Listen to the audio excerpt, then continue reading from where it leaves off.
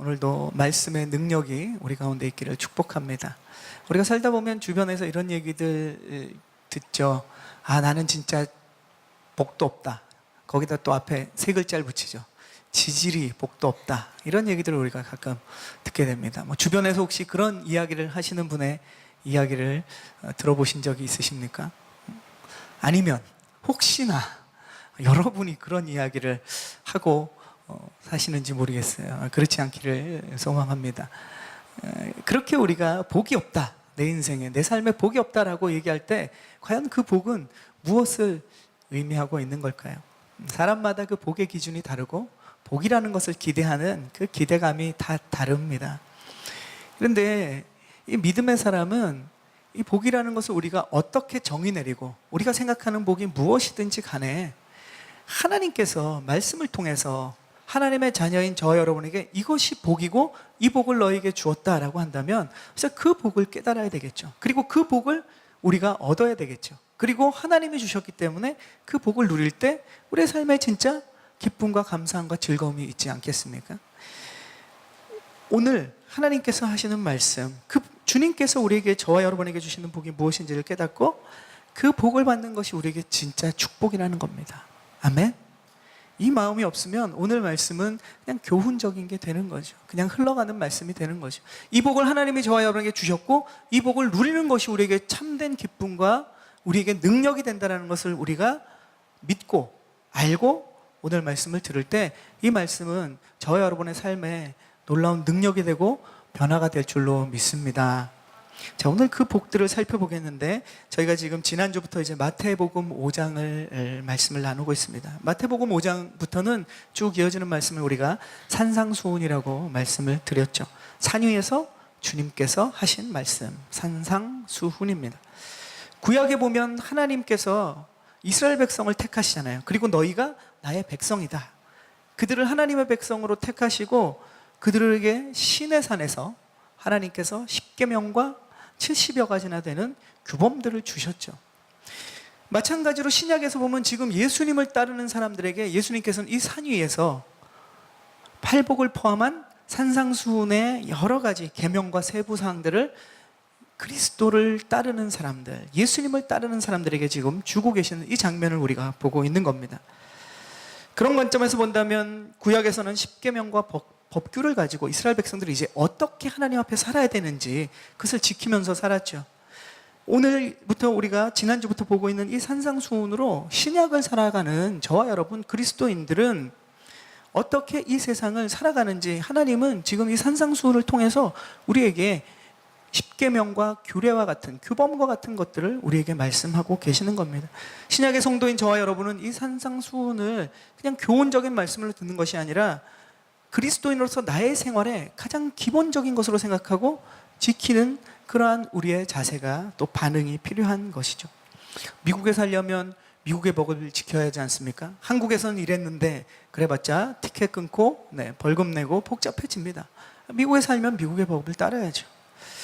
신약의 하나님 나라의 백성으로 살려면 우리가 예수님께서 말씀하신 이 산상수훈이 그냥 들려지는 이야기가 아니라 내 삶에 적용하고 실천하는 이런 메시지로 우리가 듣고 지켜야 하는 것입니다. 지난주에 시작된 산상수훈의 말씀을 우리는 이제 두세 달에 걸쳐서 쭉 살펴볼 계획입니다. 구약의 십계명이 우리가 십계명의 내용을 보면 앞에 네 구절은 하나님 사랑에 대한 것이고 뒤에 6구절은 이웃 사랑에 대한 것이지 않습니까? 우리가 지금 나누고 있는 이 팔복도 마찬가지입니다. 앞에 4가지 복은 하나님에 대한 것이에요. 그리고 오늘 우리가 보게 되는 나머지 4가지 복은 바로 내가 이 생활을 하면서 이 땅에서 살면서 사람들과 어떻게 해야 되는지, 사람들을 통해서 하나님이 우리에게 주신 복은 무엇인지, 나눠야 되는 복은 무엇인지에 대해서 오늘 말씀하고 있다는 거죠. 어찌 보면 더 실천적인 메시지인 것입니다. 오늘 사람들을 대상으로 하는 두 번째 이 4가지 복에 대해서 우리가 살펴보겠습니다. 먼저 7절 말씀을 우리가 함께 읽겠습니다. 복되도다. 아멘. 오늘 말씀을 보면 복되도다 자비로운 사람들은 그들은 자비를 받을 것이다. 이렇게 우리가 번역을 했지만 원문에는 분명히 왜냐하면이라는 단어가 있다고 했습니다. 무슨 의미냐 하면 우리에게 이러한 복들을 예수님이 믿는 자에게 그리스도인에게 주었다. 왜 이 복을 그래서 너희는 복을 받았다. 왜냐하면 그 뒤에 이어지는 것이 뭐냐? 하나님께서 너희가 왜 복을 받았느냐? 이러한 보상과 응답을 너에게 줄 것이기 때문에 또 주었기 때문에 너희는 복을 받았다라는 그 이유가 뒤에 나오는 것입니다. 그러니까 오늘 우리가 읽은 1절 말씀도 이런 뜻이죠. 자비로운 사람은 복 있는 사람이다. 왜냐하면 그들이 자비를 응답과 보상으로 받았고 그리고 받을 것이기 때문에 복된 사람들이다라는 얘기죠. 저와 여러분이 그런 복을 받았고 받을 것이기 때문에 우리는 복되다라는 겁니다. 자, 거기서 하나님이 주시는 이것은 바로 자비에 대한 이야기를 하고 계십니다. 자비는 먼저 무엇입니까? 궁핍한 사람을 돕는 거죠. 부족한 사람을 돕는 겁니다. 없는 사람을 돕는 거죠. 근데 오늘 받을 것이다 라고 미래로 얘기했는데 왜 받았고 받을 것이다 라는 이야기를 저희가 지난주도 그렇고 이번 주에 하고 있습니까? 미래의 이야기를 지금 현재도 누리고 미래에도 누릴 것이다 라고 우리는 해석할 수 있습니다. 왜냐하면 이 자비를 하나님으로부터 우리가 받았는데 받을 것이다 라고 이야기 오늘 말씀은 하지만 실제로 보면 우리는 이미 하나님으로부터 우리는 자비를 받은 사람들입니다. 그렇지 않습니까? 우리의 삶에 우리의 실질적인 부분뿐만 아니라 우리의 영적인 부분을 돌아본다면 우리는 하나님으로부터 구제를 받아야 되는 사람들입니다. 하나님의 도우심이 없이 하나님의 구제와 하나님의 구원의 그 은혜가 없이는 우리는 이 땅에서 구원받을 수가 없는 존재죠. 우리의 죄를 해결할 수도 없고 우리의 삶의 미래와 소망을 참된 소망을 꿈꿀 수도 없는 사람들입니다. 하나님을 몰랐던 탕자와 같았던 우리를 이미 하나님께서 우리를 구원하시고 하나님의 자녀로 삼아 주셨습니다. 아멘. 이미 그렇게 하셨어요. 이미 우리는 하나님부터 자비를 받은 사람입니다. 그러니까 받을 것이다라고 얘기하지만 이미 하나님은 우리에게 그러한 자비를 주셨고 우리는 받았습니다. 이제 우리는 그 받은 자비를 이웃에게 나눠줄 수 있게 된 거죠. 그런데 우리가 우리 주변의 사람들에게 그 하나님으로부터 받은 자비를 베풀면 어떤 일이 일어납니까? 그들에게 자비가 흘러갈 뿐만 아니라 하나님께서는 우리에게 또 자비를 채워주신다는 거죠. 이것이 하나님의 방법입니다. 하나님께서 우리에게 주셔서 그 주신 것을 우리가 나눌 때 하나님은 우리에게 더 채워주신다는 거죠. 이것이 하나님의 원리입니다. 하나님의 방법은 남을 도우면 하나님이 우리를 도우신다는 거예요. 남을 채우면 하나님이 우리를 채우신다는 겁니다. 이것이 하나님의 방법입니다. 그럴까라고 생각한다면 경험해보지 못한 것이죠. 그렇습니다라고 여러분이 반응한다면 느낀다면 여러분은 그 경험들을 해보신 분들이 되는 거예요. 여기에 자비는 또한 궁핍한 사람을 돕는다라는 뿐만 아니라 용서하다라는 뜻이 담겨 있습니다. 자, 용서는 누가 해주는 겁니까? 잘못한 사람이 용서해 주지 않죠. 내가 옆에 있는 사람을 때리고 내가 용서해 줄게 이런 경우는 없습니다. 잘못한 사람이 아니라 그 잘못을 어쩌면 억울하게 당한 사람이 주는 것이 용서죠. 우리는 이미 하나님의 용서를 받았어요. 하나님이 우리가 잘못한 것이 아니라 우리가 하나님 앞에 죄를 지은 존재지 않습니까? 근데 하나님이 우리를 다 용서해 주셨어요. 그러니까 우리가 그 하나님으로부터 받은 용서를 이제 우리의 삶에 적용하는 겁니다. 내가 다른 사람을 용서하면 어떻게 됩니까? 하나님이 우리를 또 용서해 주시는 거죠. 그래서 자비를 받은 사람은 자비로운 사람이 되는 겁니다. 그리고 자비를 베푸는 사람이 되고 다시 하나님으로부터 자비를 채움받는 사람이 되죠. 이것이 얼마나 큰 놀라운 복이냐라고 예수님은 얘기하십니다. 성도 여러분, 우리가 만약 어떤 사람을 용서하면 어떻게 됩니까? 그냥 그 사람만 자유롭게 되는 겁니까? 아니에요. 우리가 용서하면 우리는 그 사람으로부터 우리도 자유롭게 되는 겁니다. 그 사람에 대한 아픈 격과 상처가 내가 그를 용서하면 우리는 풀어집니다. 자유로워지는 거예요. 그 사람에 대한 미움과 분노도 내가 용서하면 자유로워집니다. 용서 안 하면 어떻게 됩니까? 죽을 때까지 그 미움과 분노는 우리 안에 있어요. 그리고 우리의 영혼을 갉아먹습니다. 그것이. 우리가 하지 않으면 아픈 격과 상처는 돌이킬 수 없어요. 맨날 그 얘기하면서 살게 되는 겁니다. 용서할 때 우리는 그것으로부터 비로소 자유롭게 되는 거예요. 이것이 하나님이 우리에게 자비를 가르쳐 주신 이유입니다. 자비를 베풀고 용서를 하면 그것이 다시금 나에게 돌아와서 더 풍성하게 채우시는 이 하나님의 순환의 법칙, 그래서 배가가 되는 시너지 효과가 일어나는 이 법칙을 믿음의 사람들에게 축복으로 주신 거예요. 저 여러분은 이미 그 축복을 받은 사람입니다. 이제 누려야 되는 것이죠. 그래서 주님께서 가르쳐 주신 주기도문에 이 구절이 있지 않습니까? 우리가 우리에게 죄 지은 자를 사하여 준 것 같이 우리의 죄를 사하여 주십시오. 어떤 게 먼저, 왜 우리가 먼저 죄를 사해 줘야 되지? 그렇지 않으면 하나님께서 우리를 죄 사해 주지 않느냐? 우리는 순서에 집착합니다. 어쩌면 사실 이 말씀은 순서가 없는 거예요. 정확히 사실 따지자면 이미 하나님께서 우리를 먼저 용서해 주셨죠. 사해 주셨죠. 그것이 먼저입니다. 그런데 순서가 중요치 않은 건 그 다음에 우리가 사람들의 죄를 사해 주고 그 용서한다는 의미죠. 용서해 주면 어떻습니까? 또 사람들로부터 우리도 용서를 받고 하나님으로부터 우리가 용서가 받는 거예요. 이것이 계속 반복됩니다. 닭이 먼저냐 알이 먼저냐가 아니라 그 용서를 통해서, 이 자비를 통해서 우리에게 부어진 축복이 우리 주변과 함께 모두를 변화시키는 이 능력을 우리에게 축복을 주셨다라는 겁니다. 이것이 우리에게, 그래서 우리에게 용서할 때, 그 용서의 때가, 용서하는 자리가 바로 축복의 자리고 축복의 시간인 줄로 믿습니다. 아멘. 그런 자리, 그런 시간을 많이 만드십시오. 그때마다 하나님의 복이 얼마나 내 안에 넘치는지를 우리가 체험할 수 있는 겁니다. 자, 우리 두 번째 복을 보겠습니다. 8절 말씀 읽어보겠습니다. 8절 말씀 시작. 복되도다 마음이 깨끗한 사람들은 그들은 하나님을 볼 것이다. 자, 이것은 그죠. 마음이 깨끗한 사람은 복 있는 사람이다. 왜냐하면 그렇게 마음이 깨끗한 사람은 하나님을 보게 되는 것, 하나님을 보는 것을 응답과 보상으로 받았기 때문이다라는 이야기죠. 자, 여기 마음이 깨끗한 사람은 어떤 의미냐? 그냥 우리가 일상적인 이야기를 한다면 바로 이런 얘기예요. 내 마음에 순수한 마음, 악한 마음을 갖지 않고 있는 사람, 이 사람이 마음이 깨끗한 사람이죠. 특별히 지금 이 5번째 복부터는 사람들을 대상으로 하는 겁니다. 하나님께도 마찬가지, 우리가 순수한 마음으로 뭔가 얻어낼 마음이 아닌 순수한 마음으로 나갈 때 하나님께서는 우리의 중심을 보시기 때문에 축복하시고 은혜를 주시는 것도 맞습니다. 그런데 오늘 우리가 보고 있는 이 6절 말씀은 사람을 대상으로 하는 거예요.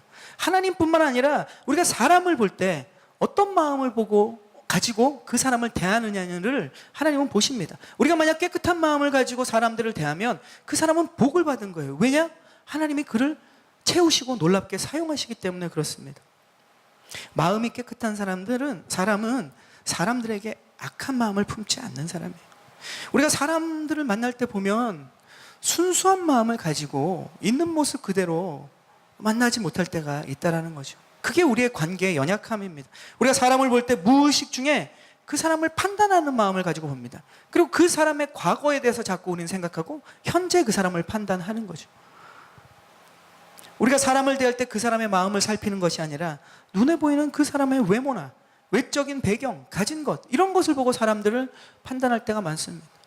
똑같은 행동을 해도 누군가에게는 눈 감아주고 누군가에게는 비난하고 누군가는 칭찬하고 누군가는 여전히 미워하고, 어떻게 보면 딸과 며느리의 차이도 그럴 수 있죠. 순수한 마음으로 분명히 두 여인이 행동을 하는데 이 뭔가 벌써 마음의 판단 기준을 가지고 보면 딸이 하는 일들은 많이 용서가 되고 며느리가 하는 일들은 용서가 안 되는 경우도 있다고 합니다. 제가 며느리도 없고 딸도 없지만 주변의 상황들을 보면 우리가 사람들을 볼 때 무의식 중에 그 사람을 판단하는 마음으로 보는 거예요. 눈에 보이는 것으로 보니까 그 사람의 진짜를 놓칠 때가 있다는 겁니다. 또 내가 이런 것이 있습니다. 내가 과거에 경험한 그런 배신의 상처를 많이 가진 사람들이 있어요. 미움의 경험을 가지고 있는 사람들이 많습니다. 그런 과거의 마음이 우리 안에 쓴뿌리가 됩니다. 쓴뿌리라는 건 뭐예요? 뿌리가 이미 써진 거예요. 계속 아무리 좋은 상황이 있고 좋은 환경과 비료를 줘도 열매가 어떻게 되느냐? 쓴 열매가 나온다는 거죠. 이게 쓴뿌리의 특징입니다. 그러니까 내가 배신의 상처와 미움의 경험을 가지고 있는 사람은 현재 아무리 좋은 환경이 있고 좋은, 남들이 볼 때 부럽고 축복된 환경들을 받아도 계속 마음속에서는 쓴 뿌리가 나와서 쓴 열매들이 맺히는 그런 모습들이 오죠. 그게 깨끗한 마음을 갖지 못할 때 일어나는 우리에게 안타까운 일들입니다. 그러면 어떻게 합니까? 사람들을 오해해요. 순수한 마음으로 얘기해도 오해하고 그냥 일상적인 얘기를 해도 그 얘기를 듣고 자기를 비난하는 게 아닌가 이렇게 생각하는 거죠. 마음에 쓴 뿌리가 있어서 그런 겁니다. 깨끗한 마음으로 그 깨끗한 마음을 갖지 못하면 사람들을 오해하고 또 사람들과 만남 속에서 하나님이 주신 그 기쁨들을 그 기쁨의 열매들을 놓칠 때가 많다라는 겁니다. 하지만 우리가 깨끗한 마음으로 또 악한 마음을 갖지 않고 사람들을 순수하게 대하면 투명한 마음으로 대하면 어떻게 됩니까? 그 사람과의 만남 속에서 하나님이 그 만남을 통해서 주신 놀라운 축복들을 발견하게 돼요. 그래서 하나님을 만나게 되는 겁니다. 만남 속에 하나님이 계시고 그 만남 속에 하나님이 우리와 함께 계시고 이 만남을 예배하셨다는 것을 언제 느끼느냐? 깨끗한 마음을 가지고 사람들을 대할 때 비로소 느낀다는 거예요. 그것이 없으면 하나님 신 기회들을 우리가 발견할 수가 없는 안타까움이 있습니다. 자, 세 번째 우리 복을 보겠습니다. 복되도다.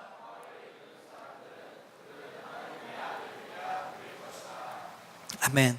평화를 이루는 사람들은 복을 받을 것이다.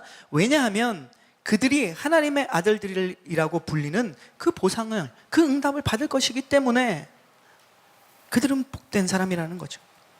아들들은 누굽니까? 뭐 딸들은 어쩌냐고요? 그러지만 그냥 대표성이에요. 아들이나 딸이나 마찬가지죠. 아들과 딸은 어떻습니까?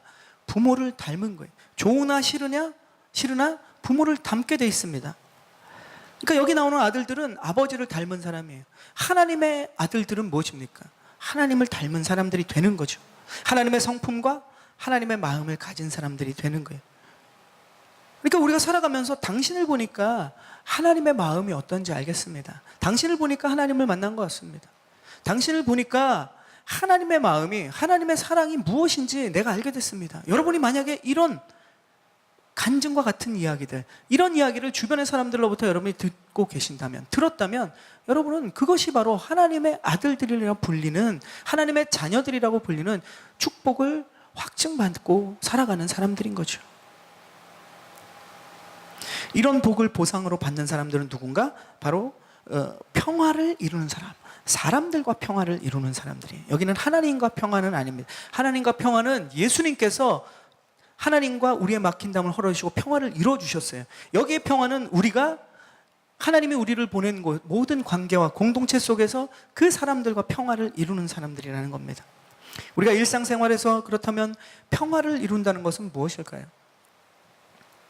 우리가 단지 평화의 마음, 좋은 마음을 가지고 있는 것과 평화를 이룬다라는 것과는 좀 다릅니다.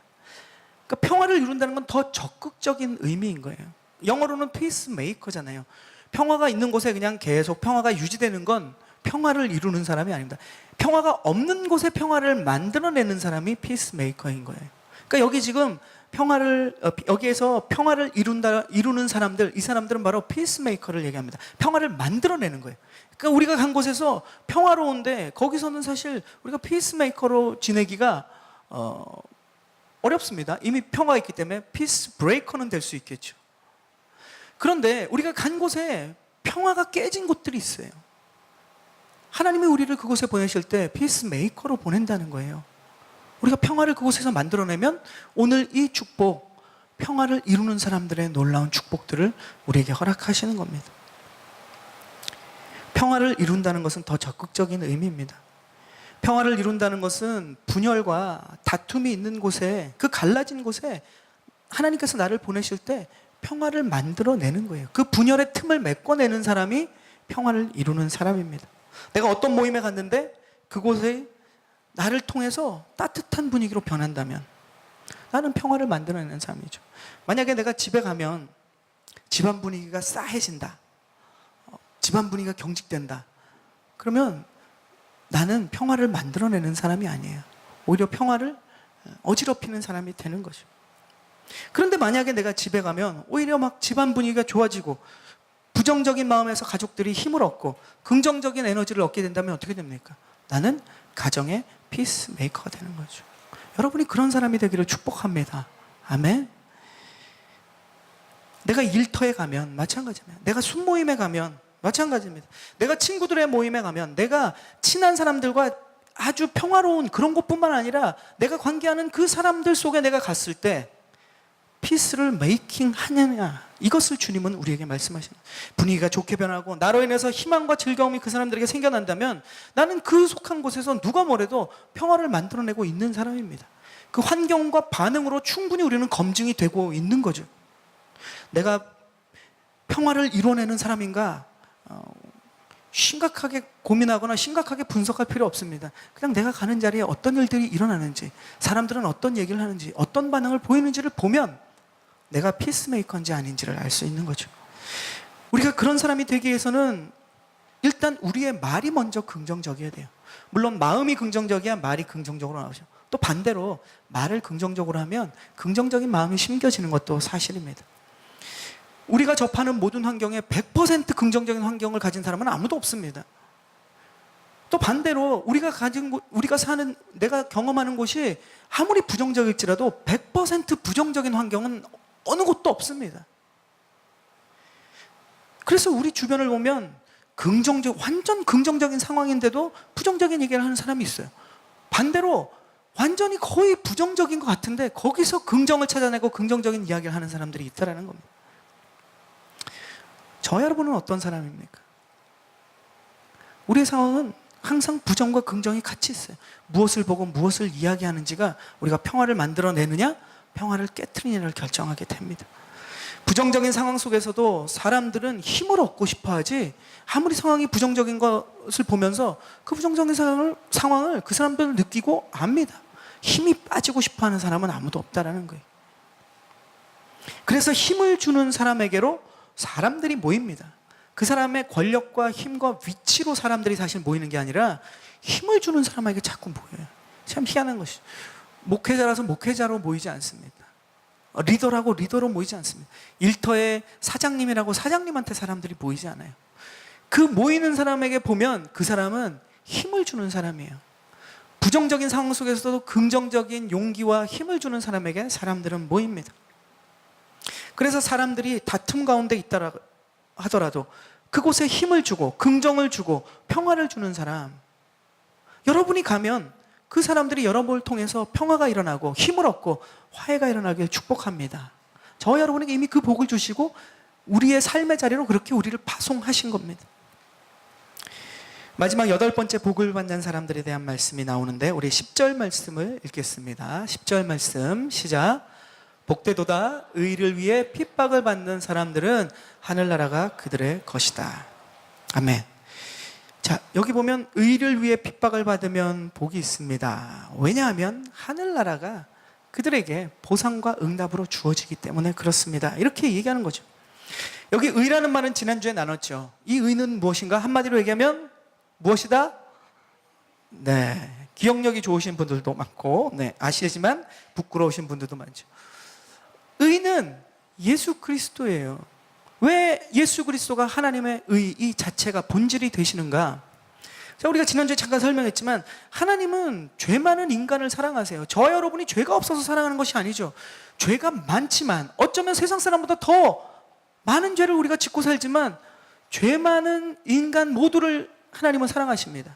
죄는 미워하시고 인간은 사랑하시는데 이 하나님의 어려움과 고민이 있는 거예요. 우리를 사랑하지만 우리 안에 있는 죄는 하나님을 만나면 그 죄가 견딜 수가 없습니다. 그 죄 때문에 우리도 죽을 수밖에 없는 것이 현실이죠. 그래서 이 고민 가운데 하나님께서는 이 어려움을 어떻게 극복하셨느냐? 십자가로 극복하셨죠.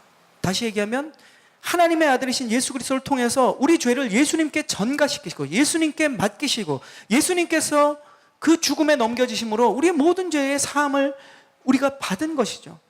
결국에는 우리 모든 죄가 사함을 받았어요. 그리고 우리를 사랑하시는 하나님께서 이제 우리와 영원히 거하실 수 있게 된 것입니다. 그 과정에서의 매개체가 누구냐? 바로 예수 그리스도라는 거예요. 그래서 예수 그리스도가 하나님의 의라고 성경은 분명하게 말하고 있습니다. 우리가 그래서 이 땅에서 아무리 의로운 행동을 하고 우리가 전 세계에서 가장 의로운 사람 1부터 10까지 이야기를 하고 그 사람을 우리가 아무리 닮아간다고 해서 우리에게 영원한 구원을 받을 수 있느냐? 없다라는 거예요. 완전한 의가 되신 예수 그리스도 그 의를 우리가 얻지 못하면 우리의 인생은 비참한 겁니다. 근데 오늘 말씀은 무엇을 얘기합니까? 의를 위해서 핍박을 받는 사람들, 그들이 엄청난 보상을 받게 되는 거예요. 하늘나라가 그들의 것이다 라고 첫 번째 복과 이 8번째 복이 동일한 이야기를 하고 있습니다. 예수님을 위해서 핍박을 받는 사람들은 영광스러운 사람이고 복된 사람이라는 거죠. 우리가 아까 처음 말씀에 읽었지만 11절과 12절에도 보면 복되도다 똑같이 시작해요. 그래서 목사님 우리 8복으로 알고 있는데 9복이네요 이렇게 생각하시는 분 있겠지만 11절과 12절은 10절에 대한 부연 설명을 하고 있는 겁니다. 의에 대해서 핍박받는 사람들의 현실에 대해서 조금 더 강조하는 거예요. 왜냐하면 의를 위해서 핍박받는 사람이 많지 않거든요. 저와 여러분도 의를 위해 핍박이 오면 과감히 그 의를 버리고 세상과 타협하거든요. 하나님은 이 마지막 8번째 복이 얼마나 우리에게 큰 복인지를 말씀해 주시기 위해서 다시 11절과 12절에 부연 설명하는 거예요. 8번째 그 복에 대해서 다시 한번 이야기를 하겠는데 그 복되도다. 왜냐하면 11절과 12절에 이렇게 얘기합니다. 나 때문에 사람들의 모욕과 핍박과 터무니없는 온갖 비난을 받는 너희들은 기뻐하고 즐거워하라. 하늘에서 너희들의 상이 크다. 너희들보다 먼저 살았던 예언자들도 그런 핍박을 당했다. 자, 의를 위해 핍박을 받는 사람이라고 10절에 말씀하시고 11절에 바로 뭐라고 얘기했습니까? 나 때문에 핍박을 받는 사람들 이렇게 얘기하죠. 그 의가 예수 그리스도라는 것을 오늘 말씀에도 이야기하고 있습니다. 복 있는 사람으로 우리가 사실 약속된 보상을 받는데 우리가 그 과정 속에 무엇이 있느냐? 예수님 때문에 우리가 핍박을 받게 될 때가 있다라는 거예요. 그것은 피할 수 없는 일이지만 그런데 오늘 11절과 12절에는 무엇을 얘기합니까? 새삼스러운 일이 아니라는 거예요. 굉장히 특별한 일이 아니라는 거예요. 모든 그리스도인들이 각자가 예수 그리스도 때문에 어려움을 당하게 된다는 겁니다. 내용들이 다르죠. 현장들이 다를 뿐이라는 겁니다. 수많은 믿음의 사람들이 그 과정을 겪지 않았습니까? 우리 모두가 이 복을 누리려면 크게든 작게든 그 과정을 거쳐야 되는 거예요. 어린 학생들은 학생들대로, 나이 드신 어르신들은 어르신대로, 직장의 젊은이들은 젊은이대로, 학생들은 학생대로 각자 이 과정 속에서 의를 위해 우리에게 핍박이 온다라는 겁니다. 비바람을 맞고 자라난 나무가 진짜 좋은 열매들, 튼튼한 열매들, 아주 좋은 과실을 맺는 것과 마찬가지예요. 우리에게 비바람이 없기를 바라지만 비바람이 없으면, 의를 위한 고난이 저와 여러분에게 없으면 우리는 건강한 열매를 맺을 수가 없습니다. 지난 금요일에 우리가 지금 바이블 타임을 계속하고 있지 않습니까? 성경 읽기를 하고 우리가 또 그 테이블별로 나눔을 합니다. 그 나눔을 할 때도 우리 집사님들과 함께 나누면서 은혜를 받았어요. 그리고 그 말씀을 나누고 그 시간 이후에도 좀 남아서 청년과 얘기할 기회가 있어서 그 청년과 말씀을, 삶을 나눴죠. 근데 그 내용의 이 나눔과 고민은 그런 겁니다. 일터, 세상에서 우리가 겪는, 부딪히는 문제의 가장 큰 어려움과 고민이 그것이죠. 우리가 그리스도인이라는 것을 주변 사람들이 안다는 거예요. 그것 때문에 우리가 손해를 보고 억울한 일을 당할 때가 있다는 거예요. 그냥 내가 모르면 그냥 내가 세상 사람하고 똑같이 좀 행동하고 싶은데 사람들이 내가 그리스도인인 걸 아는 거예요. 그것 때문에 내가 참아내고 손해보는 일이 생긴다는 거예요. 그것이 바로 의를 위해 핍박을 받는 겁니다. 우리가 뭐 예수님 믿는다고 고백하고 뭐 감옥에 갇히고 채찍에 맞는 그런 분 여기 계십니까? 아무도 없죠. 우리가 의를 위해서 핍박과 고난을 받는 것은 무엇입니까? 바로 우리의 삶의 현장에서 내가 그리스도인이기 때문에 다른 사람들은 손해를 보지 않아도 되는 건데 그리스도인이기 때문에 손해봐야 되는 일이 있는 겁니다. 저는 없는데요 얘기하신다면 아직 발견을 못하신 것이지 반드시 우리 모두에게 각자 의를 위해 핍박받는 사건들이 있습니다. 그것을 피하거나 그냥 세상 방식대로 해결해 온 것일 뿐이죠, 우리가. 그래서 주위에 어떤 사람들은 교회 다니지만 그런 일을 안 당하려고 주일에는 그리스도인으로 살지만 일주일 나머지 6일은 그냥 세상 사람들과 똑같이 산다는 거예요. 세상 사람들처럼 싸우고 미워하고 자기가 당한 그대로 갚으면서 산다면 그는 의를 위해 핍박을 받은 적이 없는 거예요. 금요일 날 우리가 그런 말씀들을 나누면서 그분들과 제가 도전을 받고 참 은혜를 받은 것은 그러한 상황 속에서 그럼에도 불구하고 그 길을 가신다는 거예요. 그 길을 힘들지만 가려고 애쓴다는 거예요. 그것이 참된 복 받은 사람 아니겠습니까? 의를 위해 핍박을 받는 사람들 아니겠습니까? 그렇습니다. 맞습니다. 그들이 복을 받은 사람들이에요. 우리가 그 길을 가는 것은 우리에게 손해가 아니라 축복입니다. 지금 당장은 잠깐 보이는 손해인 것 같지만 그것은 우리에게 놀라운 축복인 줄로 믿습니다. 아멘. 우리가 그것을 결단하고 믿음으로 받고 실천을 해야 돼요.